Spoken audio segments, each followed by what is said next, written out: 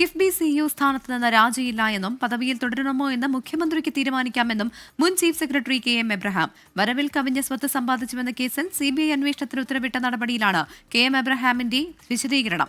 ഹർജിക്കാരനായ ജോമോൻ പുത്തൻപുരയ്ക്കലിനും മുൻ DGP Jacob തോമസിനും തന്നോട് ശത്രുതയാണെന്നും കിഫ്ബി ജീവനക്കാർക്കുള്ള വിഷുദിന സന്ദേശത്തിൽ കെ.എം. എബ്രഹാം പറഞ്ഞു. കിഫ്ബി ജീവനക്കാർക്കയച്ച വിഷു സന്ദേശത്തിലാണ് കെ.എം. എബ്രഹാം പുതിയ വിവാദത്തെക്കുറിച്ച് പ്രതികരിച്ചത്.